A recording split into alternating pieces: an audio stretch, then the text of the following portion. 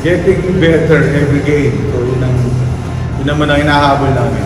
Kaya na-execute naman namin yung mga magandang plays. Kaya happy naman rin. Best player of the game is off the bench na ba? Ano lang yung masasabi mo sa naging performance mo and naging? Ayun, nagpapasalamat ako lagi sa coaches kasi sa tiwala nila.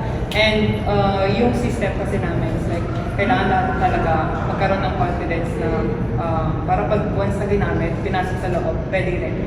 So, ayun, wala naman kaming problema doon sa mga decision making ng coaches namin, kundi sumusunod lang talaga kami and happy kami.